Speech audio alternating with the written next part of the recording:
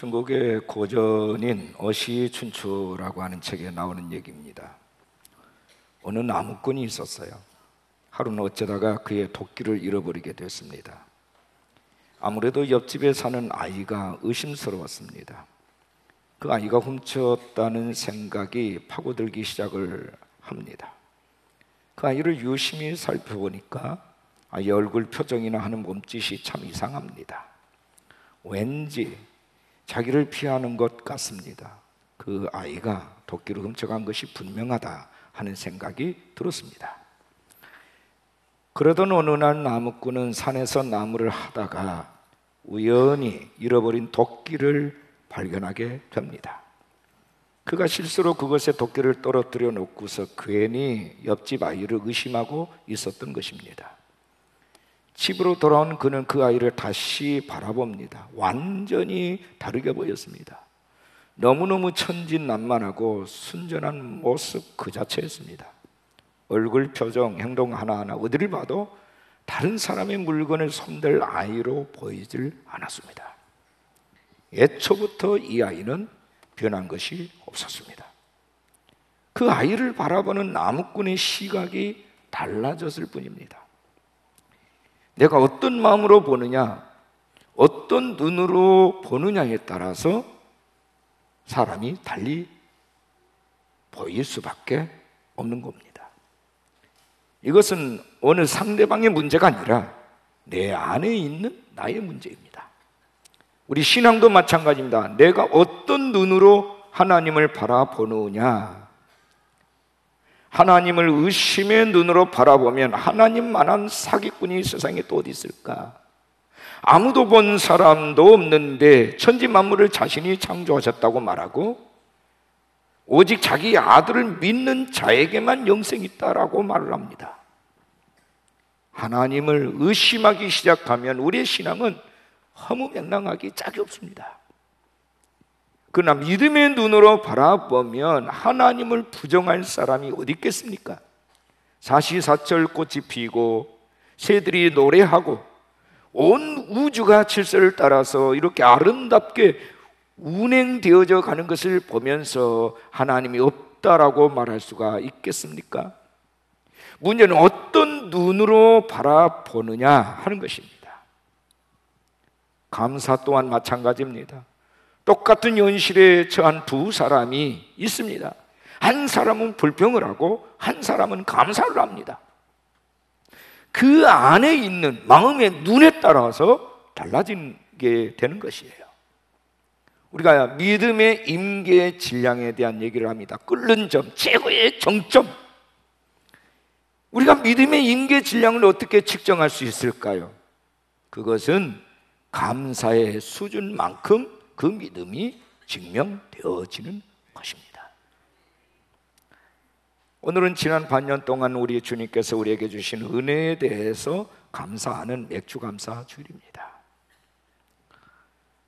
본문은 감사와 전혀 상관이 없을 것 같은 말씀처럼 보입니다. 그러나 믿음의 조상 아브라함 얘기는 우리의 감사가 어디에서부터 출발하는가, 어떤 눈으로 감사해야 하는가를 깨닫게 해주고 있습니다.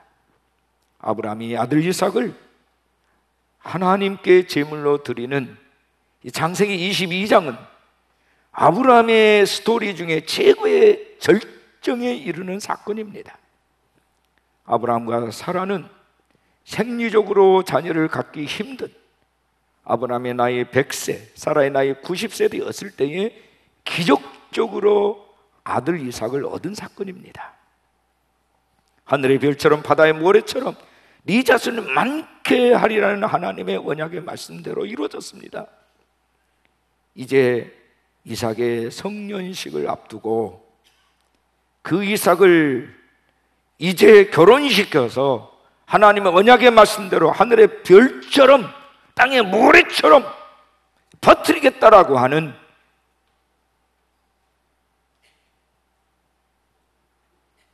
감격과 흥분과 기대감 속에서 그 날을 기다리고 있는 아브라함에게 느닷없이 하나님께서 내 독자 아들을 번제로 바쳐라.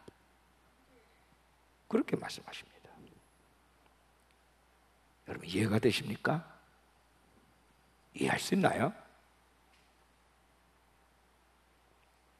도저히 이해가 안 됩니다. 이래도 감사할 수 있습니까? 자, 오늘 제목입니다. 우리 한번 따라하겠습니다. 이래도 감사할 수 있습니까? 자, 옆에 분에게 한번 물어보실까요? 이래도 감사하실 수 있나요? 이래도 감사해야 됩니까?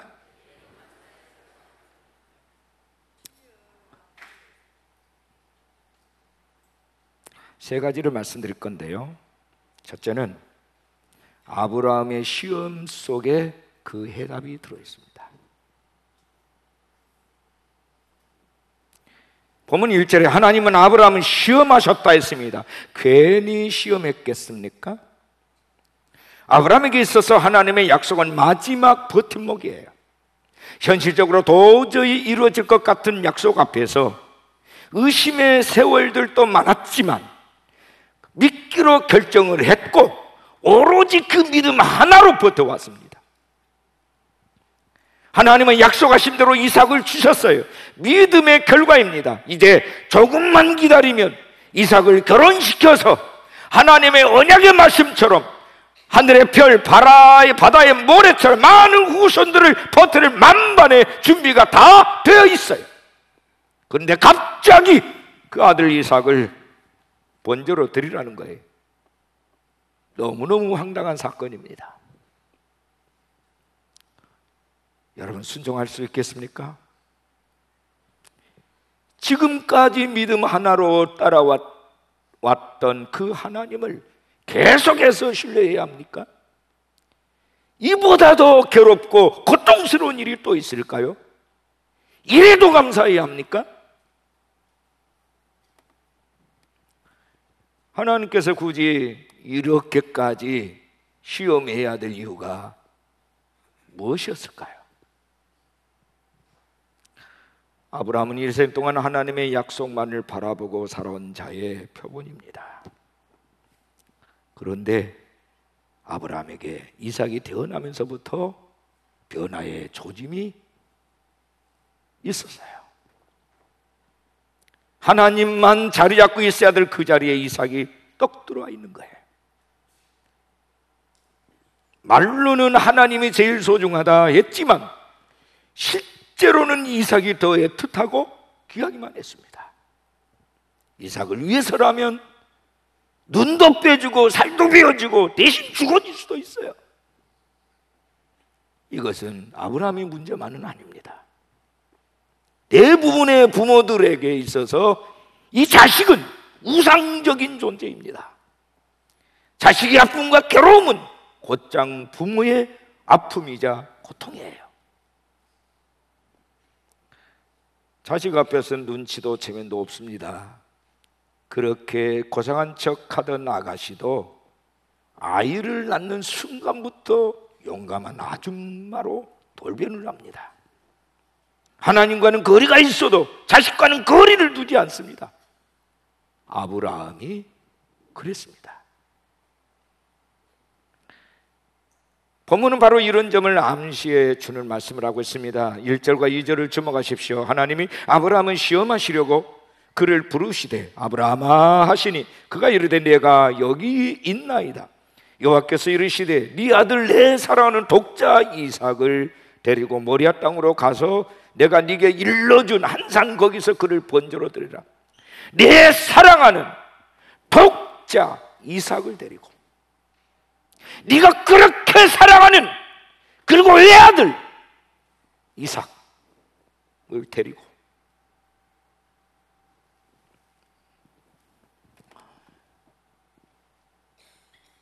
하나님은 아들을 낳고 키우면서 점점 아들에게 빠져들어간 아브라함을 보셨습니다. 하나님을 대하는 태도가 달라졌어요. 하나님께서는 아브라함의 마음, 그 믿음을 하나님의 저울에 달아보시기로 뜻을 정하셨습니다. 저는 하나님께서 아브라함의 믿음을 달아보았다는 데서 동질감을 느낍니다. 왜냐하면 저도 하나님의 저울에 여러 번 달렸거든요. 당시에는 왜 내가 하나님의 저울에 달려서 시험을 받아야 되는지 몰랐어요. 원망스러웠습니다. 그런데 나중에 그것을 알게 됐어요. 사람의 됨됨이를 판단하고자 할 때 곧잘 어른들이 뭐합니까? 달아보지요. 우리 하나님께서도 그 사람의 진정성과 믿음을 확인해 보시기 위해서 늘 달아보십니다. 우리 하나님께서 우리를 달아보시는 것은 그냥 존재의 무게를 달아보려 하는 것이 아니라 합당하게 쓰시기 위해서, 다음 단계로 넘어가시기 위해서 달아보십니다. 우리가 창세기 22장을 읽을 때마다 경건해질 수밖에 없는 이유가 뭘까? 아브라함과 하나님 사이에, 아브라함과 이삭 사이에 그렇게 비정할 수가 없습니다. 이 드라마 같은 스토리는 끝까지 숨죽이게 만듭니다. 한 장면 한 장면을 여러분 한번 연상해 보십시오.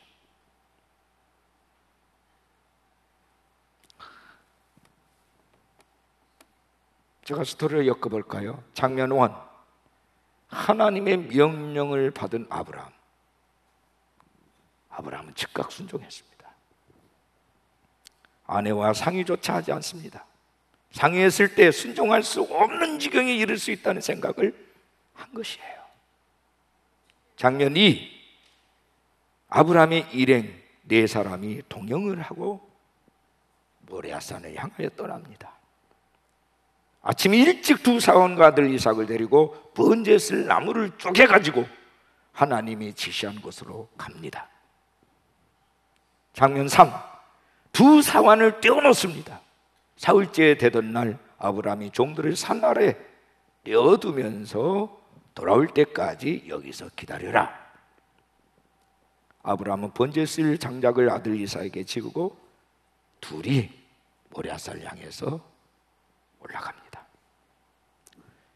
장면 4, 묵은 침묵을 깨고 아들 이삭이 아버지께 물어요. 아버지, 불쏘시개와 나무는 여기 있는데 번제에 쓸 양은 어디 있습니까?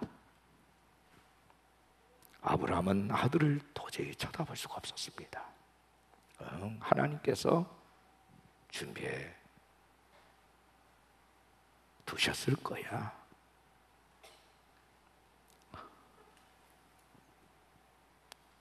장면 5, 이삭을 바칠 제단을 쌓습니다. 제단을 쌓고 그 위에 장작을 벌려놓습니다. 그리고 아브라함은 갑자기 이삭에 달려들어서 이삭을 결박을 하고 제단의 장작더미 위에 올려놓습니다.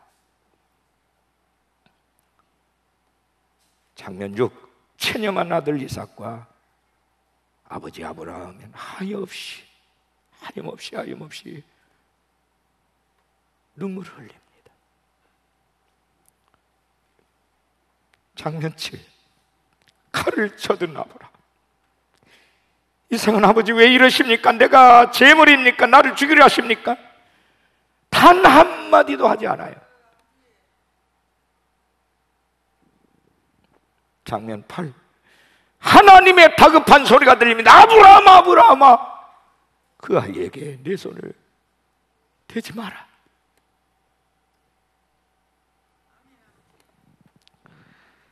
본문 12절을 보면 사자가 이르되 그 아이에게 네 손을 대지 말라, 그에게 아무 일도 하지 말라. 네가 네 아들 내 독자까지도 내게 아끼지 아니하였으니 내가 이제야 네가 하나님을 경외한 줄을 아노라. 아브라함은 이삭을 제물로 드리는 일로 인해서 믿음의 아버지, 순종의 조상으로 일컬음을 받게 됐습니다. 아브라함의 생에 있어서 가장 힘든, 가장 큰 사건이에요. 이 사건의 결말이 뭡니까? 네가 이같이 내 아들 내 독자라도 내게 아끼지 아니하였은즉 내가 너에게 큰 복을 주겠다. 동서남북 네가 쳐다보는 모든 땅을 너에게 준다. 너는 모든 전쟁에서 대적의 성문을 차지하게 될 것이다.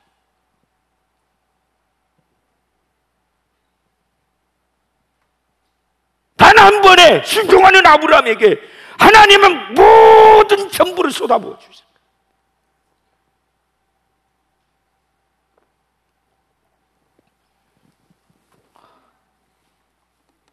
여기에서 우리가 들어야 될 교훈이 하나 있습니다. 따라합시다. 나는 너의 전부를 원한다. 이것이에요. 나는 너의 전부를 원한다. 이삭의 재물 이야기는 당시 이방 사람들이 믿고 있었던 이방신 몰록에게 자기 자녀를 불살라 제물로 바치는 행위를 재현시키는 스토리예요. 아브라함이 살던 당시 가나안 원주민들은 이 몰록이라고 하는 우상에게 자신의 맏아들을 불에 던지는 것을 최상의 제사라고 생각을 했습니다. 아브라함은 이런 제사 행위를 수도 없이 보았고 하나님은 아브라함에게 이 제사를 요구하셨습니다. 아브라함은 당연히 그들이 그렇게 했던 것처럼 이삭도 희생이야, 희생시켜야 된다라고 당연히 생각을 했습니다. 그리고 순종했어요. 이방인들도 자기 신에게 자기 맏아들을 드렸는데 내가 드리지 못해서야 되겠냐?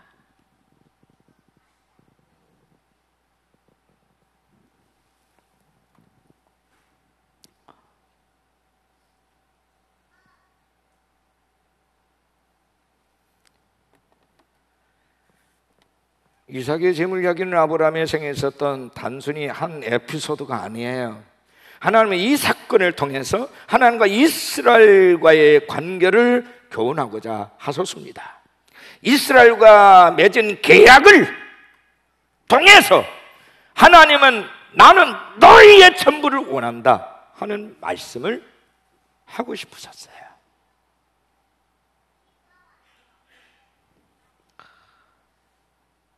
하나님은 우리의 일부가 아니라 전부를 원하신다는 것이 오늘 본문의 핵심입니다. 마음도 원하시고 몸도 원하시고 내 존재 전체를 원하신다는 말씀이에요. 몸도 내 것이 아니고 재산도 내 것이 아니고 내 전 존재가 하나님의 것이라는 이 선언이 바로 이삭을 제물로 드리게 한 사건의 핵심이에요. 마가는 여기에서 한 걸음 더 나가서 이렇게 말합니다. 예수님의 말씀을 그대로 전합니다. 나와 및 복음을 위하여 내 집이나 형제나 자매나 어미나 아비나 자식과 전투를 벌이지 아니하면 능히 나의 제자가 될 수가 없다.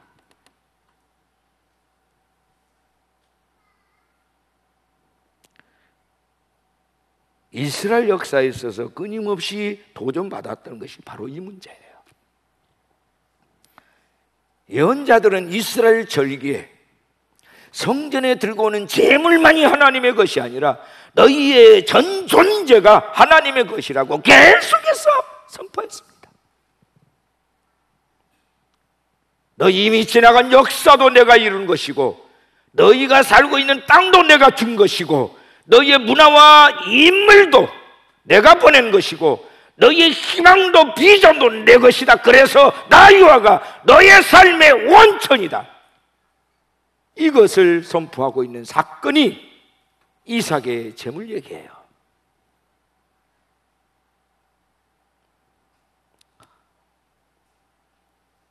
하나님은 나의 전부가 당신의 것입니다 하는 고백을 지금도 듣고 싶어 하십니다.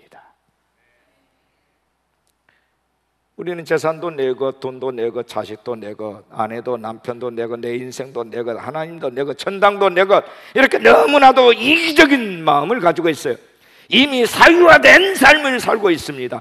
이런 우리를 향해서 네 것이 아니라 나 여호와의 것이다, 전부가 내 것이다, 이것을 하나님이 말씀하고 있는 겁니다. 내 것이라고 주장하는 동안에도 내 것이 될 수 있는 것은 아무것도 없습니다. 아브라함의 마음 속에 이삭은 내 거야 하는 마음이 있었어요. 하나님은 그 아브라함을 흔들었습니다. 아브라함은 결단합니다. 나의 전부가 당신의 것입니다. 내 생명과 바꿀 수 있다라고 생각했던 이삭도 당신의 것입니다.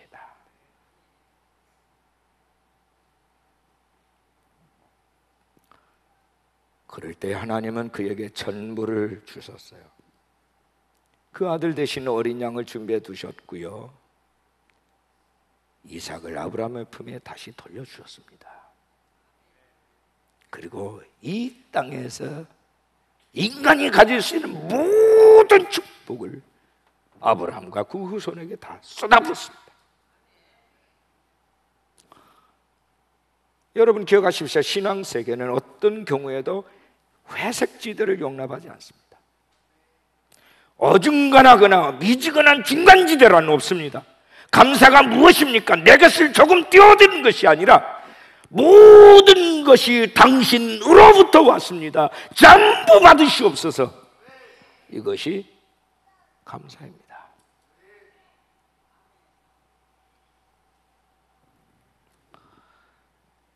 (2000년의) 기독교 역사에 있어서 하나님과 가장 깊은 교제를 나눈 여성을 들라면 자느 기용 부인을 꼽고 있습니다. 귀족이었던 이 기용은 16살에 22살 연상인 남편과 결혼을 해서 살다가 졸지에 28에 과부가 됐어요. 이때부터 그녀는 수돈에 들어가서 허드렛 일을 하면서 하나님과 깊은 교제를 나눴습니다. 하나님과 그녀와의 교제를 서술한 그녀의 책은 지금도 교과서처럼 읽혀지고 있습니다. 우리나라에 번역된 책만 해도 20권이 넘습니다. 사귐의 기도라고 하는 그 책에 보면 그녀의 영적 세계를 적나라하게 보여주고 있습니다. 그녀가 거기서 말합니다. 진리는 오직 2개, 전부와 전무만 있을 뿐이다. 하나님은 전부가 되시고 우리는 전무입니다. 전부이신 하나님을 영화롭게 할 수 있는 유일한 길은 우리 자신을 전무로 소멸시키는 것뿐입니다. 우리가 완전히 없어져야 비로소 하나님께서 들어오셔서 일하십니다. 우리가 완전히 무의 상태가 될 때에 그곳을 우리 주님이 주님 자신으로 채워가십니다. 이렇게 돼 있어요.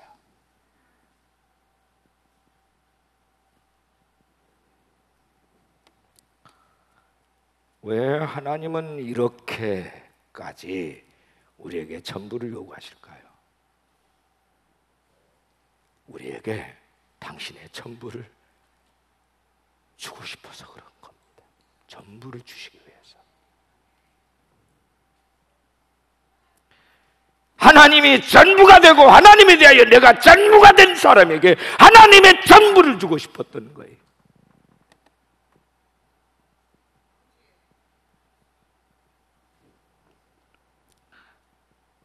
하나님 뭐가 부족해서 우리에게 전부를 원하신 분이 아니세요. 모든 것이 다 하나님 아버지의 소유 아닙니까?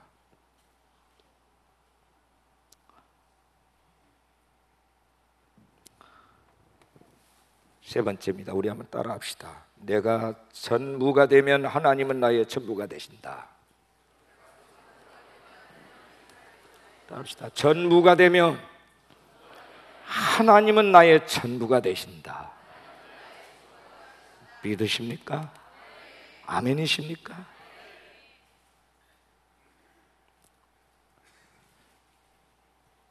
부족해서 우리에게 전부를 달라 하시는 분이 아닙니다.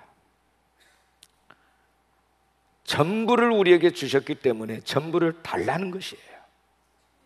하나님 자신의 것을 전무로 내려놓고 우리를 사랑하셨기에 또한 우리에게 너희 것이 전무가 되도록 나 하나님께 감사할지어다 하는 거예요.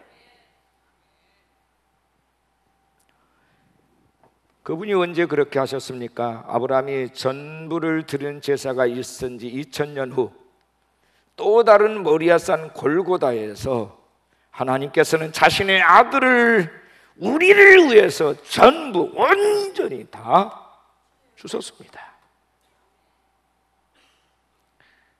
아브라함은 아들을 드리려다가 하나님이 준비해 두신 어린 양을 드렸지만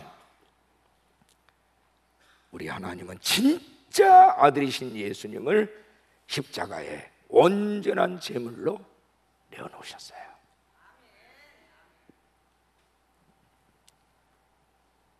하나님의 것을 자신의 것이라고 움켜쥐고 절대로 놓지 않으려는 이 사악한 인간들을 위해서 당신의 전부를 주셨습니다. 하나밖에 없는 아들 예수를 제물로 내주면 아무것도 없다는 것을 아시면서도 그 전부를 주셨습니다.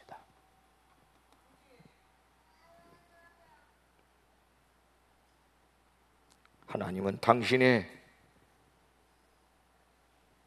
자신의 것을 전무로 만드시면서 우리를 위해 전부를 주셨어요.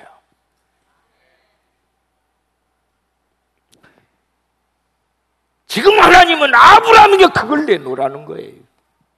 오늘 우리에게 너도 그렇게 할 수 있느냐 이렇게 말씀하세요.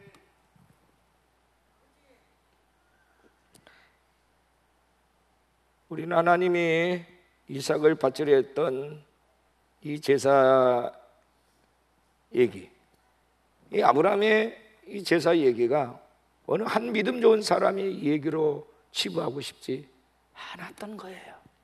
사르밧가부가 마지막으로 먹고 죽으려 했던 가루 한 움큼과 기름을 엘리사에게 드렸던 이 얘기를 여러분 옛날 얘기로만 듣고 있습니까? 한 과부가 성전에서 전 재산 2렙돈을 드렸던 것이 나무 얘기일까요? 오늘 말씀은 오늘 우리에게 도전하는 사건이에요. 내가 누리고 내가 가지고 있는 것이 나의 것이라고 생각하고 있는 우리에게 침노하시는 하나님의 말씀이세요. 우리는 내 것이라고 여기는 것들을 지키기 위해서 얼마나 많은 애를 쓰고 있는지 몰라요. 마치 아브라함이 이삭을 자기 것이라고 생각했던 것처럼 애지중지하면서 내 것을 지키기 위해서 우리는 온갖 노력을 다합니다. 내 가진 전부가 내 것입니다 하는 순간 그것을 지키기 위해서 세상과 무수한 타협을 해야 합니다. 때로는 허무한데 굴복할 수도 있어요. 그러다가 전부가 내 것이라고 하는 것이 나를 지배해버리고 결국 소유의 종이 돼버리고 말게 될 것입니다. 이것이 우리의 모습이에요. 여러분, 진정한 감사는 하나님은 나의 전부입니다. 나의 것은 전무입니다. 여기에서부터 출발합니다. 우리 예배도 하나님은 나의 전부입니다. 나의 것은 전무입니다. 여기에서 출발하는 거예요. 오늘 우리는 소유 앞에 무릎을 꿇라, 사람 앞에 무릎을 꿇라는 이런 세상에 살고 있어요. 이런 세상에서 하나님이 나의 전부이고 나는 전무입니다 하고 사는 것은 바보가 아니고서는 쉽지 않은 일입니다. 아브라함이 이삭을 드린 것만큼 어려운 일이에요. 그러나 이렇게 살아갈 때 하나님 우리에게 전부를 주신다는 말씀이에요.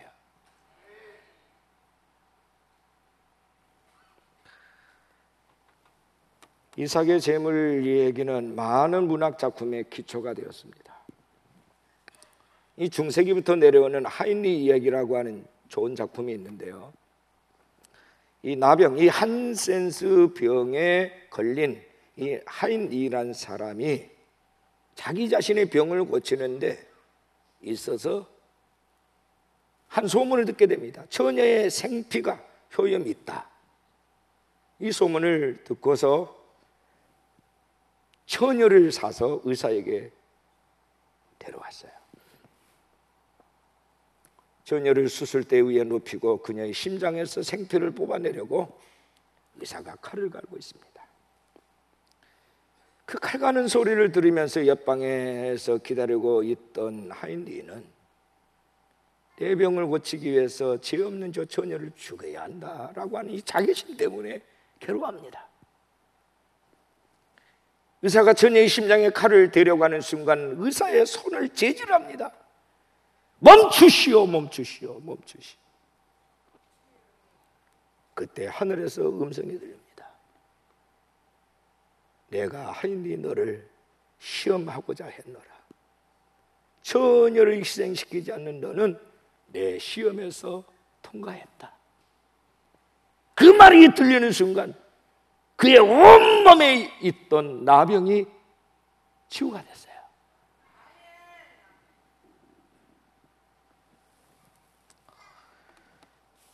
이 하인리 얘기는 바로 이삭의 재물 얘기입니다. 여러분, 이래도 감사할 수 있습니까? 오늘 우리에게 너희 독자 사랑하는 아들을 바치라고 그러면 우리가 할 수 있을까요? 하나님을 전부로 여기는 사람을 하나님이 굶겨 죽이실까요? 원동설 안에 얼어 죽게 만드시겠습니까? 자신의 것을 전부로 여기는 사람을 하나님이 모른 채 하실까요? 저는 지금까지 살아면서 하나님을 전부로 생각하는 사람, 자신을 전부로 생각하는 사람이 버림받거나 멸시받는 것을 한 번도 본 적이 없어요. 그의 자손들이 걸식하는 것도 보지 못했습니다.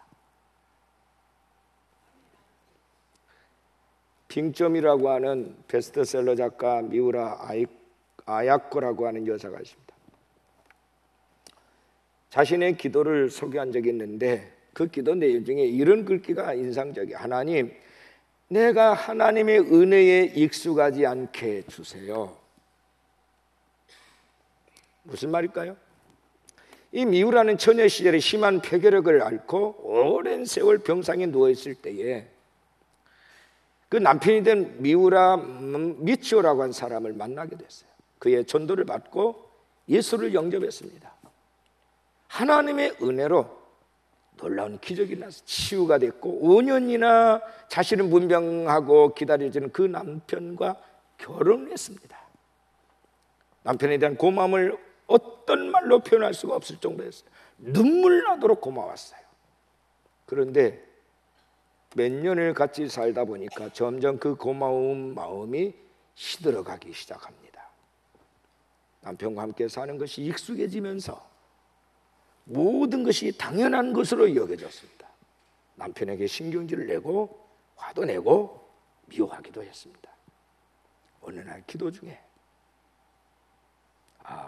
내가 이래서는 안 된다는 것을 깨닫게 됐어요.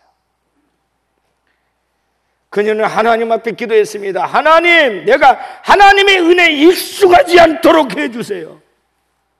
은혜에 익숙하지 않게 해주세요. 은혜에 익숙해지면 이 감사가 형식이 되고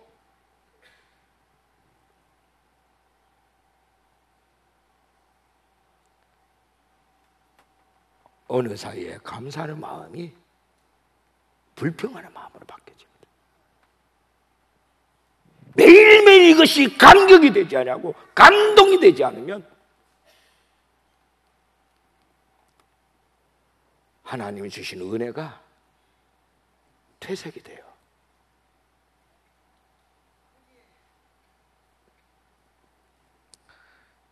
우리는 은혜에 익숙이 되지 않도록 해야 합니다.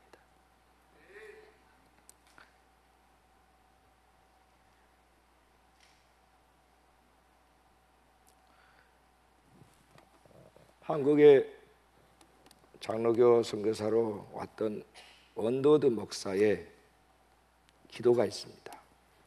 제목이 먼 수만 있다면. 여러분 들어보시기 바랍니다.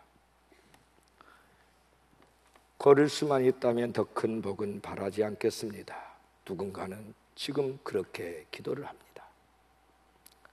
설 수만 있다면 더 큰 복은 바라지 않겠습니다. 누군가는 지금 그렇게 기도를 합니다. 들을 수만 있다면 더 큰 복은 바라지 않겠습니다. 누군가는 지금 그렇게 기도를 합니다. 말할 수만 있다면 더 큰 복은 바라지 않겠습니다. 누군가는 지금 그렇게 기도를 합니다. 볼 수만 있다면 더 큰 복은 바라지 않겠습니다. 누군가는 지금 그렇게 기도를 합니다. 살 수만 있다면 더 큰 복은 바라지 않겠습니다. 누군가는 지금 그렇게 기도를 합니다. 놀랍게도 누군가의 간절한 소원을 나는 다 이루고 살았습니다. 놀랍게도 누군가가 간절히 기다리는 기적이 내게는 날마다 일어나고 있었습니다.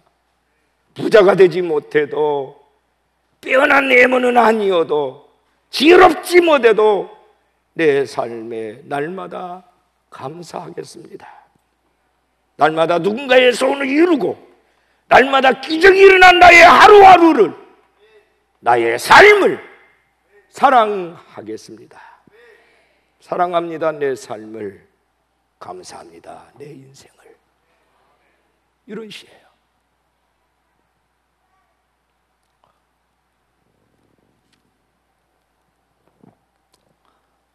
하나님이 모든 걸 다 주셨습니다. 하나님이 주신 것 새삼스럽게 하나님이 가져가시겠다는데 불평할 수 있겠습니까? 원망할 수 있나요? 할 수 없어요. 왜요? 본래부터 내 것은 없었으니까요. 내 것은 아무것도 없었습니다.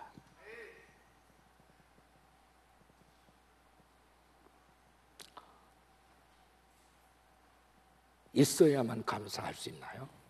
아니요. 없어도 할 수 있어요. 아파도 할 수 있습니다. 시련과 고난 중에서도 할 수 있어요. 왜요? 그 모든 일은 하나님이 지금 이 시간에 내게 할 수 있는 최선의 길이었기 때문입니다. 만약에 그게 없었다면 우리는 한없이 교만해졌을 거고, 아직 영원히 하나님을 떠났을지도 몰라요. 아픔이 있었기에, 시련과 고통이 있어서 오늘도 우리가 하나님 앞에 겸손하게 엎드리는 것 아니겠습니까?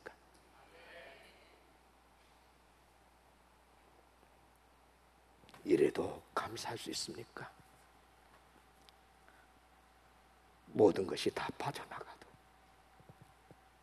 감사하실 수 있나요?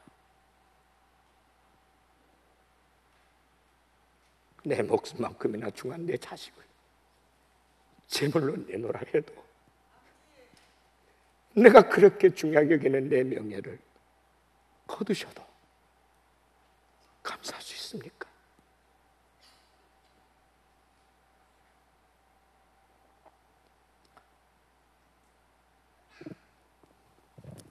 감사, 눈에 보이는 어떤 형상화된 것들에 대한 반응이 아니에요. 하나님이 나의 아버지가 되시고 내가 그분의 자식이라고 하는 사실 때문에 감사할 수 있어야 될 줄로 믿습니다.